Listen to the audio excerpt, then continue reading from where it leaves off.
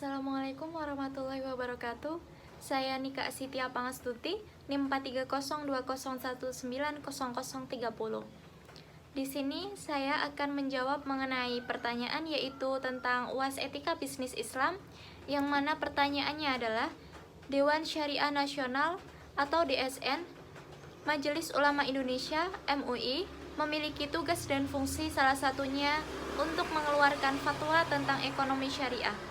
Jelaskan proses untuk membuat fatwa hingga fatwa tersebut bisa dipublikasikan kepada masyarakat. Bisa disertai dengan contoh fatwa yang pernah dikeluarkan oleh DSN MUI. Yang pertama, yaitu proses penetapan fatwa.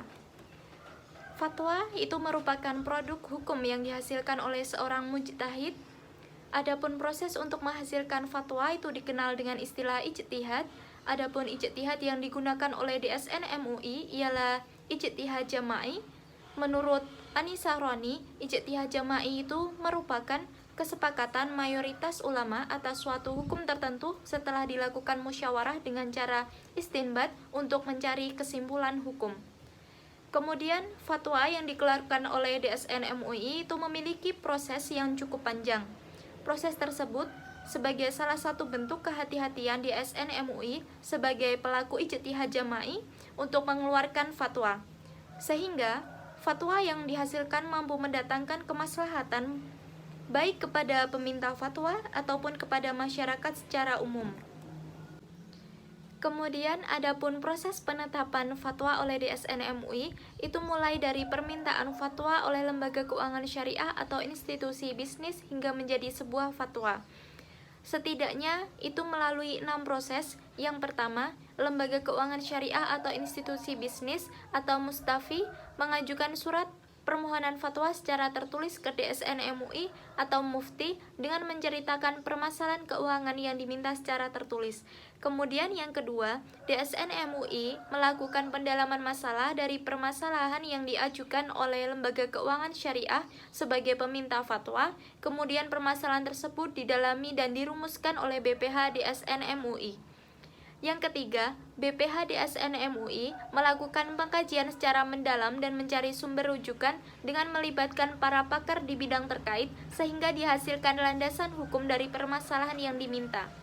Kemudian yang keempat, pengkajian atau pendalaman permasalahan yang dilakukan oleh BPH DSN MUI dirumuskan ke dalam bentuk draft fatwa, yang dimana pada draft fatwa tersebut dalam bentuk siap dibawa ke sidang pleno DSN MUI. Yang kelima, draft fatwa disidangkan oleh Badan Pleno DSN MUI akan mengalami penambahan dan pengurangan yang disampaikan oleh anggota sesuai kapasitas masing-masing anggota. Yang mana tujuannya itu adalah agar fatwa yang dikeluarkan oleh DSN MUI mendatangkan kemaslahatan dan tak menabrak rambu-rambu syariat.